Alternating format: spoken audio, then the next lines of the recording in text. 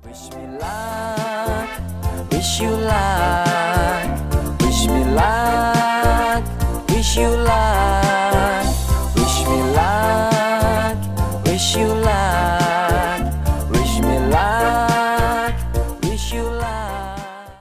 Assalamualaikum warahmatullahi wabarakatuh. Bagaimana kabarnya sahabat IKAPMI dan alumni semuanya?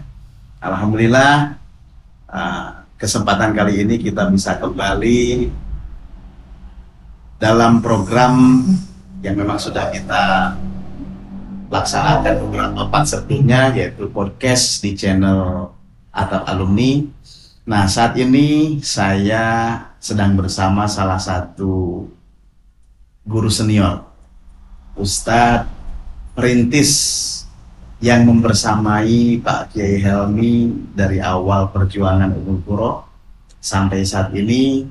Bagi teman-teman alumni yang angkatan Asabiqunal Awalun, kayak kameramen nih, Danu, Aher, Saya mau angkatan 14. angkatan 14, dari angkatan pertama 1, 2, 3, 4, atau mungkin bahkan sampai ke 5, pasti sudah tidak asing dengan sosok beliau. Sangat.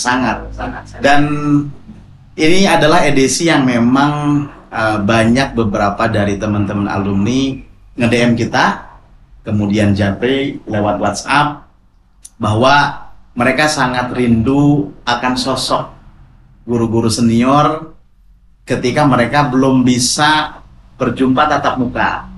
Lalu dalam hal ini disampaikan oleh mereka untuk bisa mendapatkan kesempatan wejangan atau paling tidak bisa melihat salah satu dari sekian banyak masyayikh, guru senior perintis di Ummul Qura.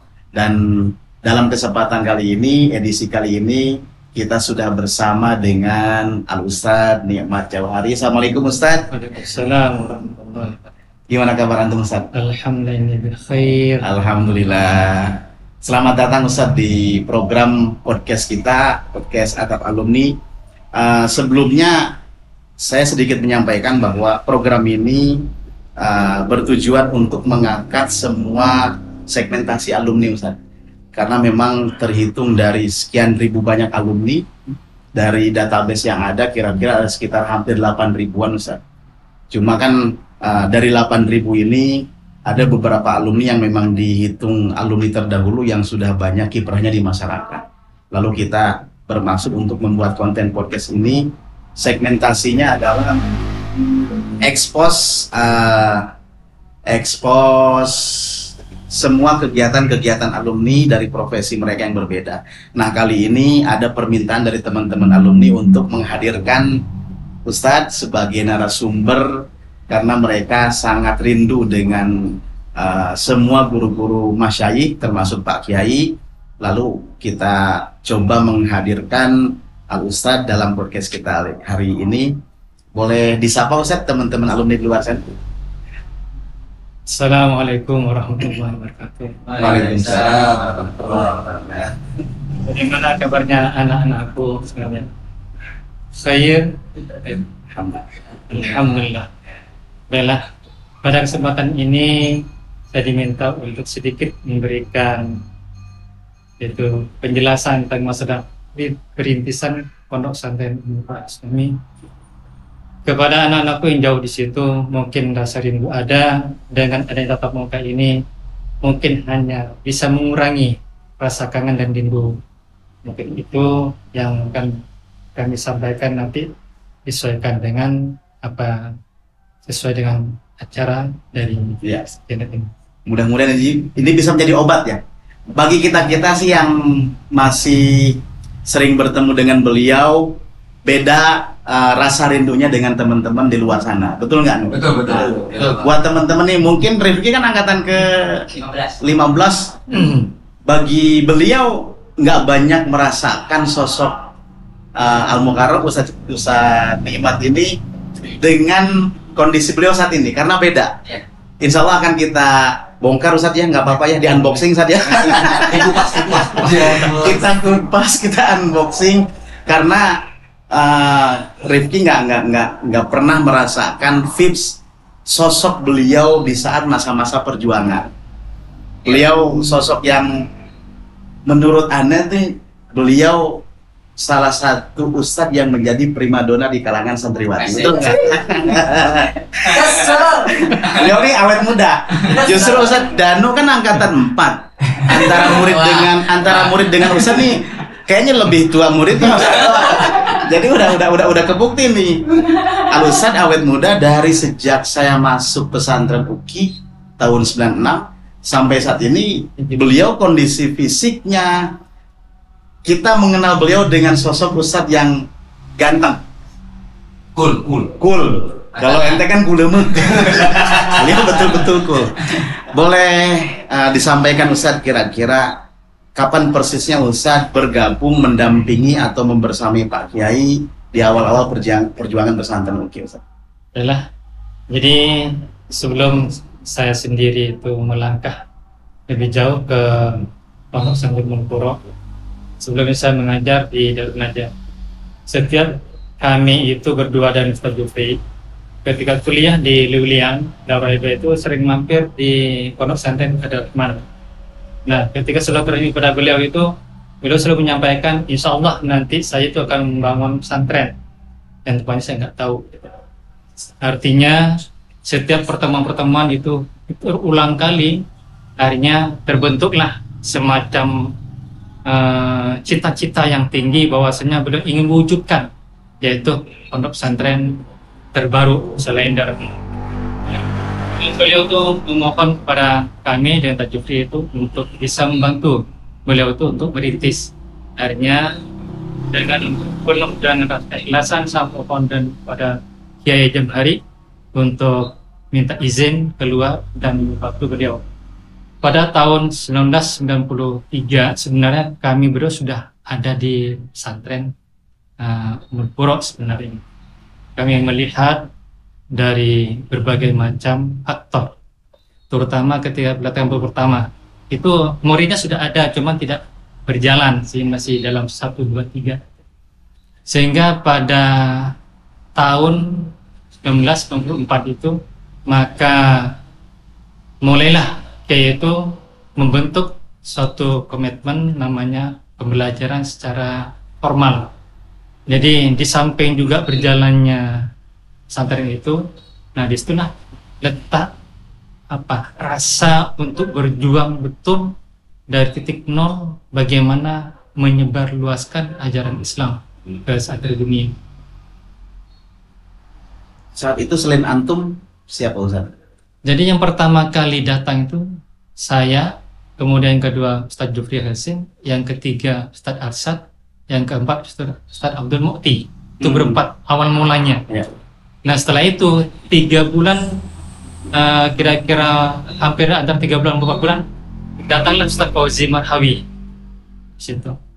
Jadi masuk dulunya kan masih ujiannya berbentuk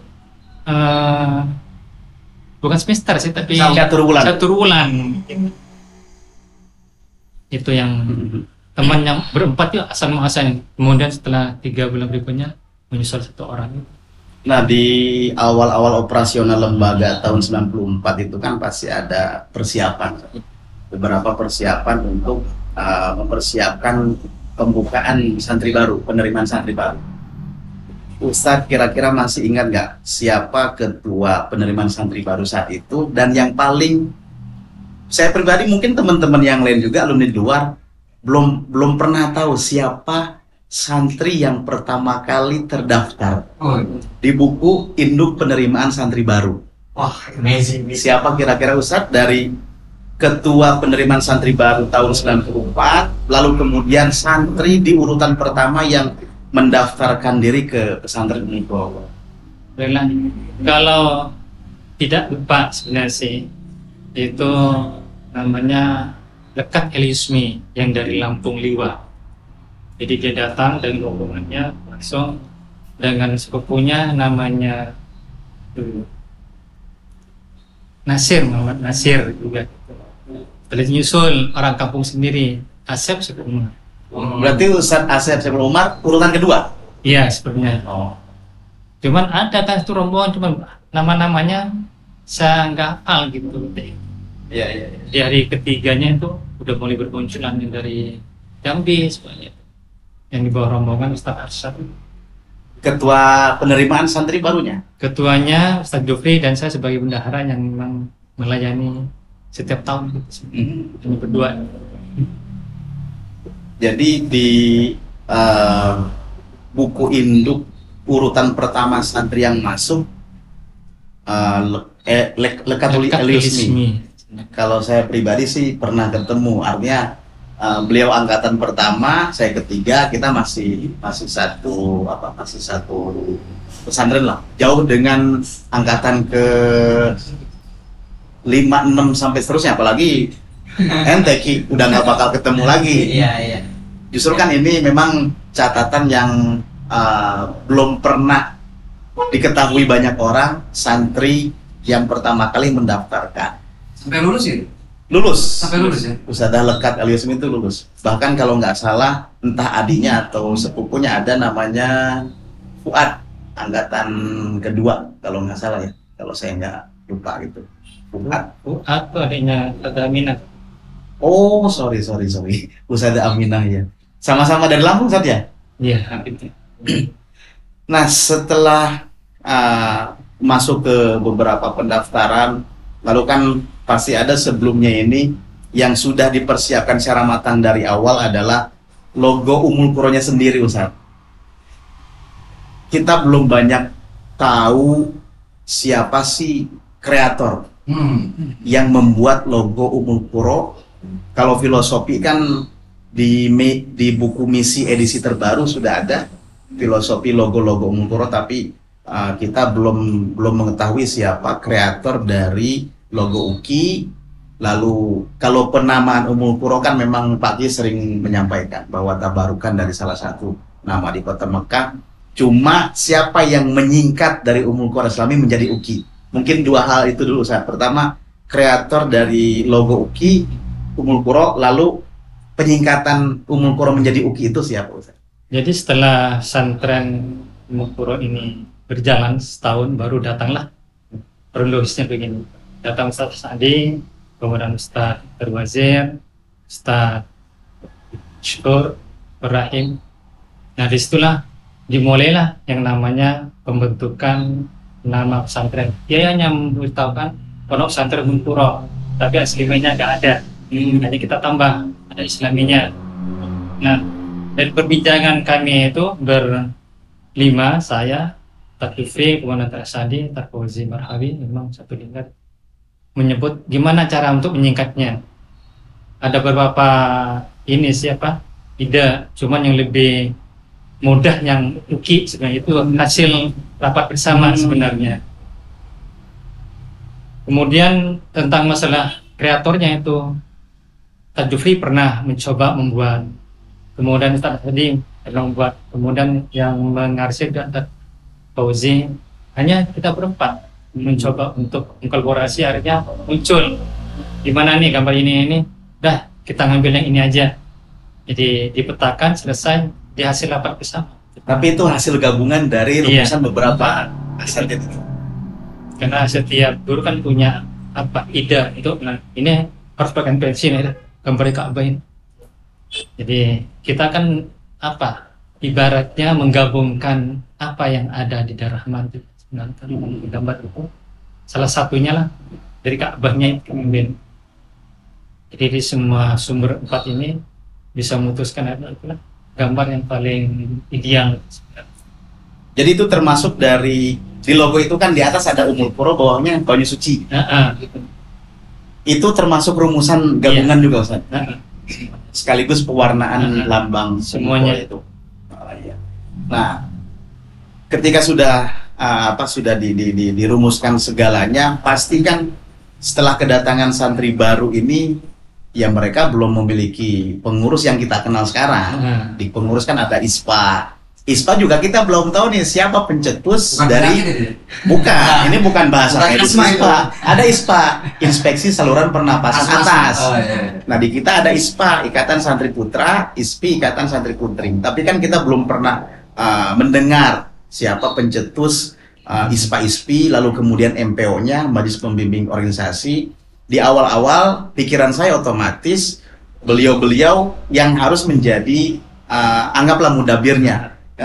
Bisa diceritakan Ustaz seperti apa? Jadi selama setahun itu kami memang berempat mengkolaborasi ya. Bagaimana sih perjalanan tentang masalah organisasi. Jadi kami sendiri yang memang membentuknya, menjalankannya dari orang guru sendiri. Nah setelah 2 tahun berikutnya mau ke jenjang 3 tahun, ketika adanya kelas 2 maka kami berinisiatif bersama dengan teman-teman gimana kalau kita angkat ini ketua ISPA gitu. Maka ditunjuklah salah satunya Amirullah. Itu kesepakatan sebenarnya itu karena paling dewasa dan paling memang mumpuni ketika itu Amir. Nah ketika dibentuk sudah Amir ditunjuk sebagai ini, maka dirumuskanlah formula daripada struktur itu sendiri, kemudian dibuat berbagai bagian-bagian yang ada sehingga muncullah pertama kali itu nama-nama gitu kan. Dan itu pun belum langsung sinkron gitu kan. Bentuk ISPA ISPI hanya kita membuat satu persatu. Hanya ketika dari dibuatnya bermacam-macam akhirnya muncul satu nama itu. Jadi Ikatan Santri Putra, kemudian Ikatan Santri Putri, udah ISPA ISPI aja. Itu lebih simpel gitu kan. Nah dari situlah mulai terbuka yang namanya organisasi itu ketika kelas 2 mulainya gitu. Jadi, di tahun pertama santri baru tuh Bang Amir sudah diangkat jadi belum ketika kelas 2-nya. Oh kelas 2, naik kelas 2. Artinya tahun pertama itu antum masyayikh yang ada di situ yang langsung terjun untuk menjadi mudabir saat itu. Jadi kalau dulu itu kan guru bukannya ngajak full dari pagi sampai malam kerjaannya. Jadi dari subuh kosakata sebagainya, kemudian pagi masuk kelas, nanti siang ngajar kitab kuning gitu kan, sore olahraga bersama, kemudian maghrib kita ngajar ngaji sampai isya.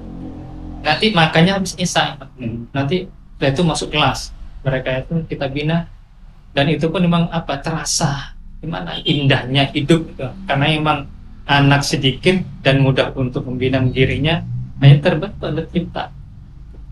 Padahal banyak kendala Ustaz ya, dari keterbatasan segalanya, infrastruktur dan lain-lain sangat-sangat terbatas, yang sehingga semangat perjuangan antum dengan masa yang lain sangat luar biasa. Tapi sebatas informasi untuk teman-teman alumni yang disampaikan beliau, ketua ISPA pertama adalah Bang Amir.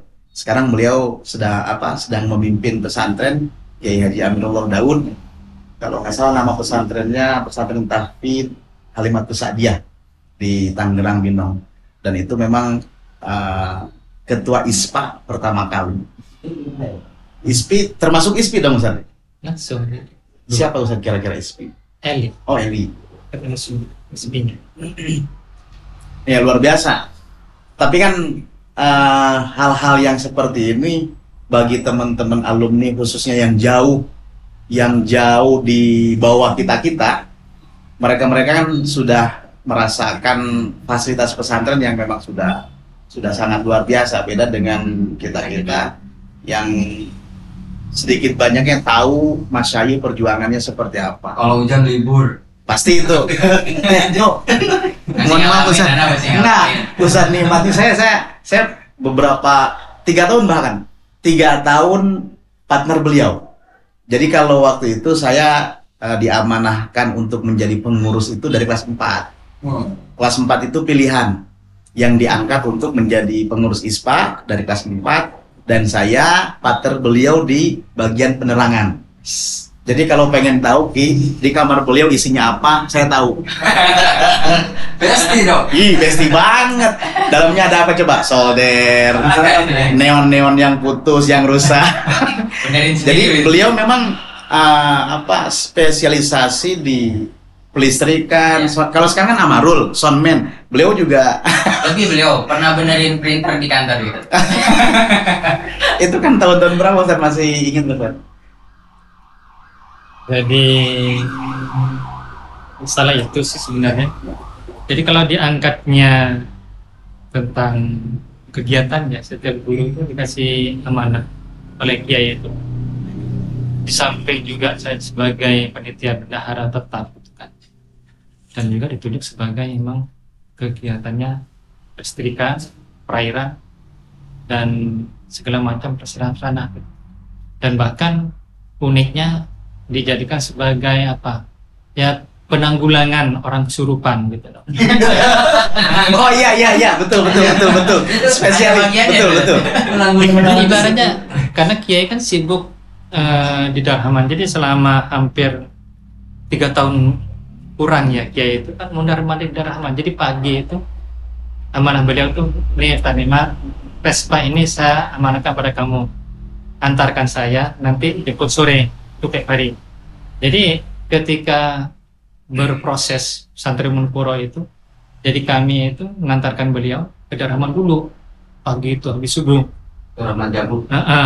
Kan mas pimpinan beliau, ini pulang kita ngajar, nanti kira-kira jam 3 baru kami jemput. Itu tiap hari hampir berjalan 3 tahun. Jadi yang ngelola semuanya itu adalah Ustadz tadi sebenarnya. Jadi punya kesempatan pernah mengajar bahasa Inggris. Ada 1 hari lah, tapi lebih aktifnya di Darhaman. Tapi yang namanya kondisi awal-awal kan serem sebenarnya. Iya. Untuk menunggu anak yang namanya tidak betah, itu hampir setiap hari itu dari pagi, siang, sore itu kesurupannya kebantian. Putra putri itu. Ini nggak kelabakan. Jadi kalau saya pikir itu, saya kurang tidur sebenarnya. Udah full bekerja itu, kadang-kadang Ustaz, air mati. Malam-malam Ustaz, listrik mati. Kemudian Ustaz, ada yang kesurupan.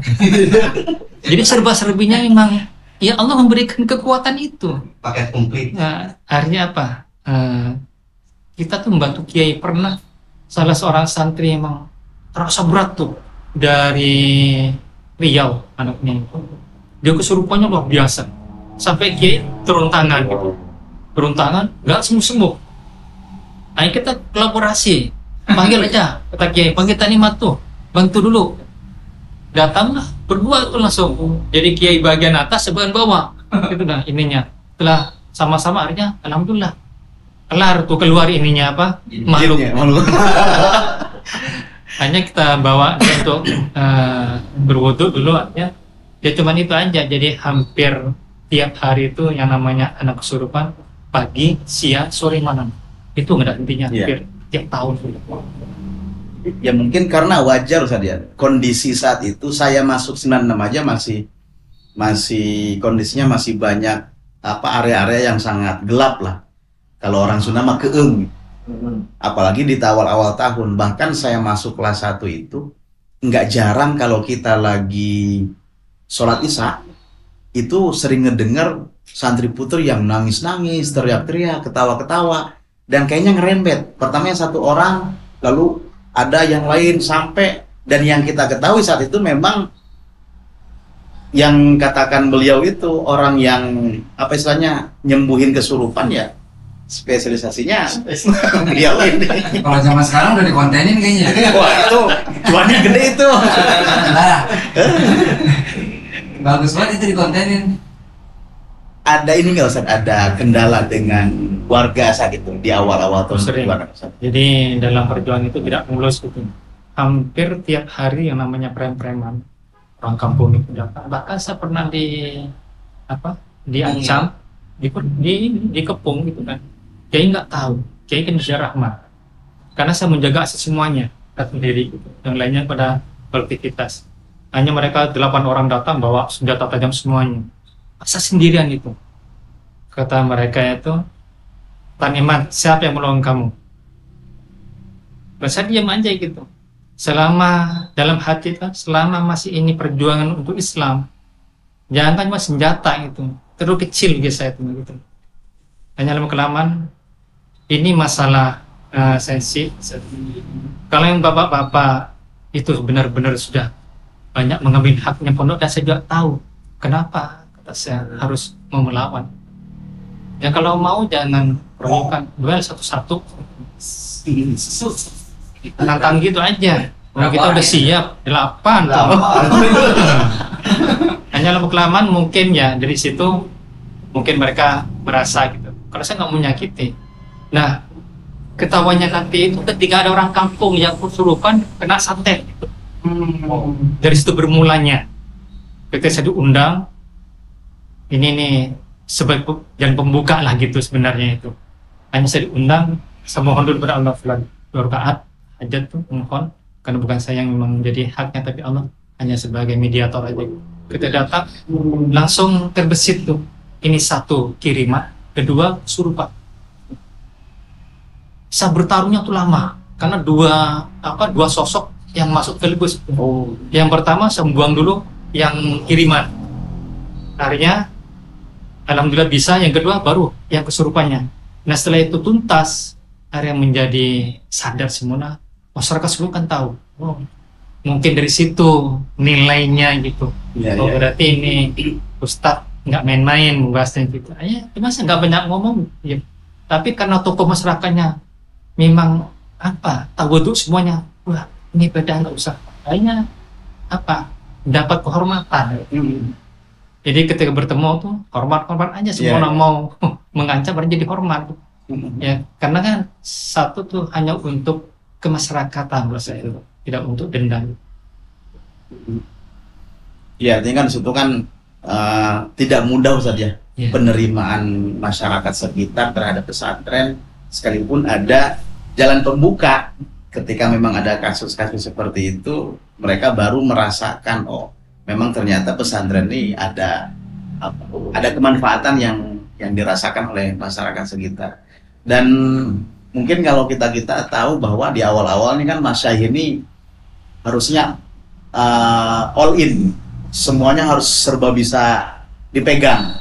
Bahkan beliau saat itu, saya kelas 1, wali kelas saya adalah beliau. Beliau mengajar fisika, hadis, hot, terus apalagi pramuka pernah. Jadi beliau di awal itu memang dituntut untuk bisa memegang secara keseluruhan, sehingga sebelum adanya bagian-bagian yang diatur di tahun-tahun awal ya mau nggak mau. Antum kan di pramuka juga sempat yang awal-awal kasus perdana itu kontribusi untuk pramuka. Lama sih pramuka, hampir 5 tahun lebih ketua. Jadi yang sering menjadi masalah pada anak tidak kerasannya juga dari pihak orang kampung yang banyak mengeluarkan ilmu-ilmu hitam dalam berbentuk kayak seperti harimau, kemudian banyak berlatih di area putri itu yang bikin anak tuh nggak betah. Tapi dengan semangat kita mencoba untuk yang menyadarkan mereka bahwa ini tempat untuk latihan orang kampung, ini untuk latihan anak gitu. Nggak usahlah pakai segala macam untuk meneror. Ini tempat suci untuk berdakwah. Ya kan mereka mayoritasnya nggak sholat. Iya pasti. Tapi Ustadz mohon maaf banget nih sebelumnya. Ustadz merasa nggak bahwa kami saat itu sempat istilahnya ada lakop untuk antum gitu. Ustadz yang punya khas mata elang. Jadi kalau beliau sudah menatap nih, waduh, zohiron batinan kelihatan. Ini ya. Jadi, nyampe nggak Isan? Lakop itu nyampe nggak kira-kira ke antum gitu? Jadi kalau saya mungkin dulunya sih belajar dari Kiai almarhum ya, dari Madura itu diajarkan ilmu hikmah sebenarnya. Jadi memang beliau keturunan para wali karena berguru selama 2 tahun dalam bersantri, dan juga termasuk santri yang diidolakan oleh beliau. Dan banyak para kiai itu kadang-kadang jarang diterima. Ya. Cuma karena saya manggil Abah, segala ilmunya turunkan. Nah dari situlah kata kiai itu nggak usah banyak, yang penting kamu amalkan istiqomah. Nah di situ kita ngasah batin sebenarnya. Dari situ ketika ngasah batin dengan berbagai macam kegiatan ruhaniah, hanya muncul namanya kecahayaan itu. Makanya pernah sering didatangi para wali itu, coba ini sampaikan ke salah seorang ke ini, harus begini gitu kan. Ya mungkin itu sebagai relasi. Iya. Ya karena emang kita istiqomah, kan ini pesantren. Kalau yang begitu kan kadang-kadang kita termasuk kurang waspada punya pesantren. Dan bahkan saya sendiri dan teman banyak yang kena sihir. Iya. Kena itu. Tapi dengan dikir kiai tadi itu bisa bertarung lah gitu. Sampai dalam bentuk ya antara setengah sadar bertarung di atas awan sebenarnya itu. Main ilmu, ya kita keluarkan ilmu yang diajar oleh kiai itu ternyata memang ampuh gitu, mampu untuk menghancurkan yang namanya ilmu hitam tadi. Ya mungkin itulah yang kami yakini itu terus berjalan. Mungkin pada waktunya kakak itu pernah sih, dan aku berhenti, nggak usah mengapain itu, sudah saatnya. Ya udah saya ikuti kakak saya ini, buangin semuanya, gantiin selawat. Makanya kalau orang kesurupan saya ngobatin nggak bisa. Oh, karena udah dicabut. Padahal saya pengen jadi murid. Kirain pengen jadi setan ya. Iya, kalian pengen kesurupan. Udah dilepas semua dong ya. Tapi Ustadz, kira-kira apa sih hal yang mendasar yang membuat Ustadz tetap bertahan untuk berjuang dalam kondisi seperti itu, Ustadz? Karena ini sebagai hikmah ya dalam hidup saya itu. Mengapa saya keluar dari pesantren Darun Najat itu sudah bahagia, sudah makmur, ini kembali pada nol gitu ya. Karena mungkin tujuan saya itu ingin berjuang merintis tentang masalah menyebarkan Islam. Karena mungkin jalan ini sebagai jalan untuk memberi peluang bagi umat Islam untuk berkiprah, untuk berjuang, untuk mengembangkan, sehingga yang namanya berbagai macam tawaran kami tolak sebenarnya. Pernah saya ditawarin ketika Mulpuro sudah masuk ke tahun ke-5, ke-6 itu tawarannya gede. Ustaz, mohon maaf Ustaz, antum boleh berhenti dari sini, pindah pondok saya, antum jadi penasihat saja, rumah sudah ada, yang penting segala kita sudah terjamin. Tapi dengan hormat saya menyampaikan, kalau saya sudah berjuang mati dan ikutnya, ya itulah kata saya. Karena itu perintah dari kiai saya yang di Madura. Jangan tanggung-tanggung jadi orang, kecuali memang kamu sudah nggak dibutuhkan gitu ibaratnya. Ya kalau masih ada kesempatan untuk berjuang, tetap aja memperjuangkan, karena itu memang jalan kamu. Bahkan datang lagi ada 3 kiai itu sebenarnya dari Jambi, kemudian dari Parung, satu lagi dari Medan. Semuanya sama, jadi fasilitas terjamin semuanya, tapi karena sudah kadung ya cinta dengan pesantren Mulpuro itu, bagaimana berintis, tahu suka dukanya, masa mau ditinggal saya dengan hanya sedikitnya masalah materi, toh Allah Maha tahu tapi gitu.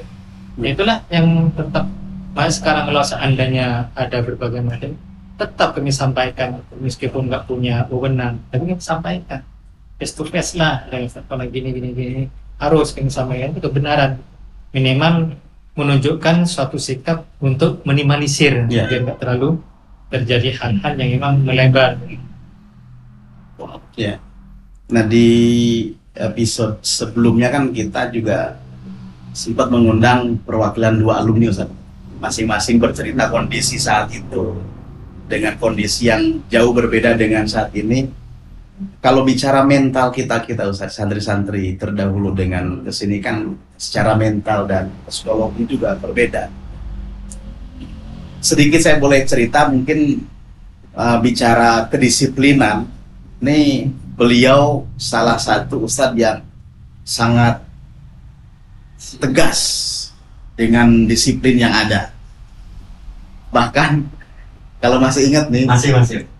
kalau Isa, pengurus-pengurus yang nggak sholat jamaah, kita kan Isa itu masih dibagi 2, satu masjid dibagi 2, putra dengan putri.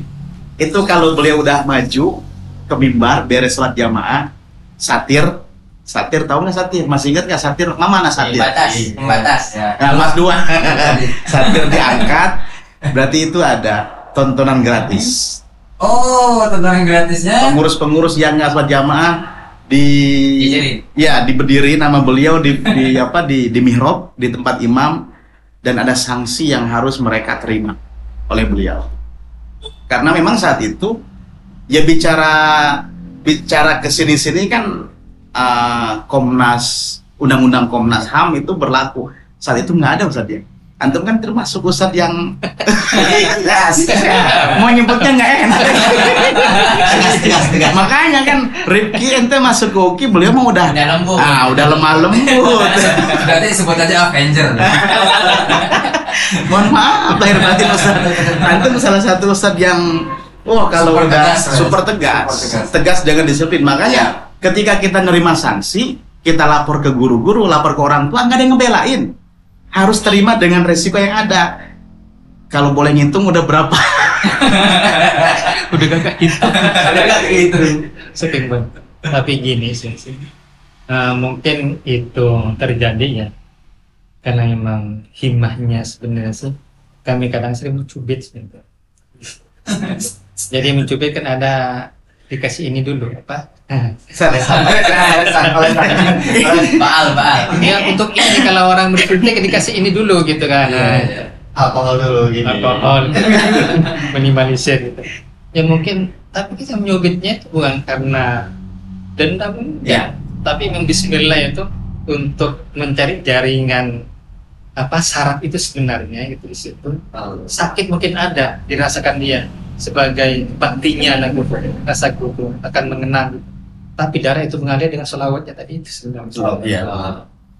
Dan Jadi saya yang paling sering nih kalau beliau mau nyubit nih, dioles-oles dulu, dikasih baal, dioles-oles baru mending nyubitnya gede. Kecil banget gitu. Ini kalau badan putih mah ada stempelnya sini atas nama Ustaz Nikmat. Tapi kan bukan berarti saat itu adanya kekerasan, entah itu lewat cubitan atau mungkin lewat belayan tangan ke pipi, bukan berarti pesantren menghalalkan ya tindakan kekerasan yang ada di pesantren. Tapi memang kembali lagi bicara mental gitu. Semuanya ada resiko, ada konsekuensi yang harus kita terima. Tapi memang Rifki masuk pondok, beliau sudah nggak bisa berubah jadi Power Ranger lagi. Tapi cuma diajar. Ustaz boleh sambil diminum? No? Iya. Kopi. Oh iya kopinya, antar kopi. Kok kita yang nawarin? Emang tuan rumahnya siapa gitu? Ini mohon maaf Ustaz. Jadi podcastan kita siang ini numpang ke rumah beliau. Harusnya kita yang ngundang, kita yang memfasilitasi. Ini beliau semuanya memfasilitasi. Dari mulai air, kopi,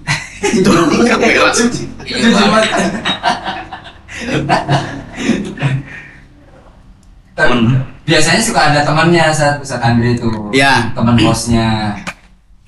Jadi memang 2 episode sudah kita tag itu, kita ada host dari perempuan, saya co-hostnya. Jadi kok saya agak garing gitu, nggak ada host yang memang biasa di podcast kali ini. Tapi ya inilah edisi yang memang banyak diminta oleh teman-teman alumni As-Sabiqunal Awwalun perihal sosok atau figur seorang ustadz yang memang berjuang membersamai Pak Kiai di awal-awal tahun perjuangan. Lalu kemudian Ustadz, kira-kira mungkin bagi kami saya pribadi kan masih diberikan amanah untuk di pesantren untuk mengajar. Kondisi kami dengan antum saat itu kan jauh berbeda. Kira-kira tips apa Ustadz yang bisa diberikan ke saya pribadi, termasuk alumni-alumni yang memang masih berjuang di Ummul Qura, kondisi yang sangat jauh berbeda, tapi justru rasa semangat juangnya ini akan jauh berbeda juga Ustaz. Jadi langkah yang paling tepat sebenarnya tidak ada yang namanya pemilah. Namanya berjuang itu nggak pandang ini senior atau junior, semuanya punya kiprah masing-masing, sehingga apapun yang mereka inginkan itu akan menjadi suatu tujuan yang baik. Jadi kalau pembedanya itu mungkin ghirah guru senior itu lebih kepada keamanan. Jadi apa itu tertanam dalam hati itu kok rasanya ada sedikit, kalau nggak disana mengganjal gitu. Karena sudah lama terbentuk begitu, akhirnya menjadi suatu pedoman dalam langkah. Kemudian kalau memang guru yang pernah dari para alumni senior, para junior juga gitu, mungkin mereka masih belum menikmati bagaimana rasanya sebenarnya indahnya mengajar. Memang ada satu waktu namanya manusia berjuang tuh lelah ada, bosan ada, itu pasti. Tapi kalau kita kembali kepada jalan yang terbaik, jihad fisabilillah, maka itulah sebagai jalan untuk berjuang, berkorban karena bela agama. Jadi selama masih sejalan dengan aturan yang berlaku, maka kita tidak boleh berhenti, terkecuali memang sudah ada aturan-aturan yang sudah banyak menentang dari nilai-nilai keagamaan. Iya, secara kemanusiaan iya, mungkin itu yang akan menjadi semacam kendala nantinya. Ya selama masih koridornya tetap bersyar'i, berjuang di jalan Allah, ya mungkin tetap harus.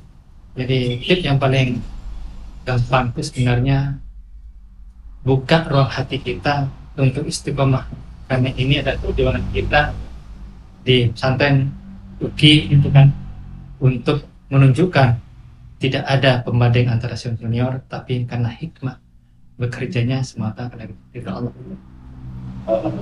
Mungkin terakhir Ustaz, kami selaku alumni secara menyeluruh dengan berbagai macam profesi yang sudah mendapatkan posisi masing-masing, termasuk kiprah alumni di masyarakat dari alumni pertama sampai alumni kesekian yang memang sudah mendapatkan nasibnya masing-masing.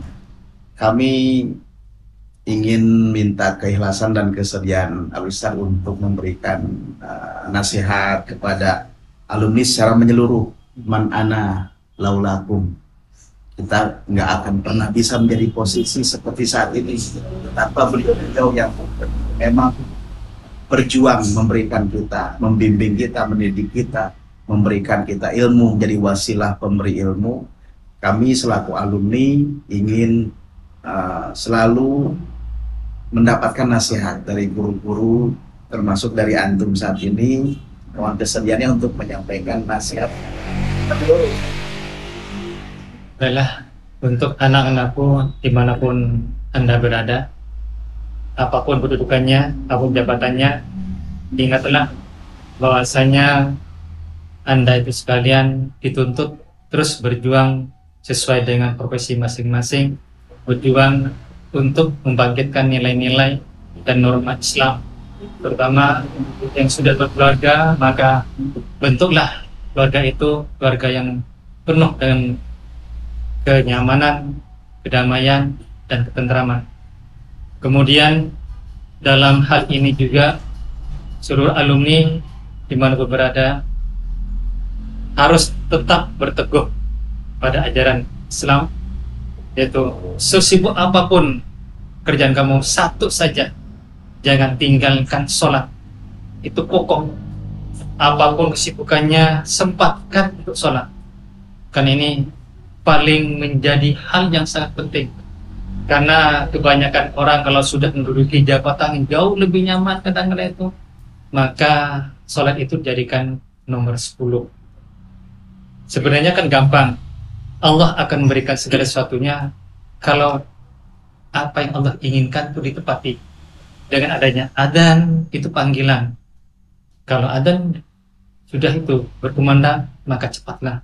Berarti kita menyambut apa yang Allah berikan. Tapi kalau adzan berbunyi, kemudian kita terus lama-kelamaan menghindar, maka juga jalan rezeki juga susah. Jadi simpel sebenarnya, kalau ingin kita menjadi orang yang hebat, menjadi orang yang sukses, maka satu aja, tepati panggilan Allah saja.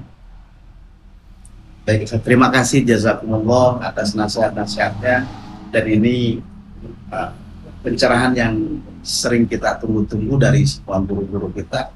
Tapi mohon maaf Ustaz, kita nggak bisa ngobrol lama-lama nih, bukan karena waktu yang membatasi, editor yang nggak durasi yang panjang ini.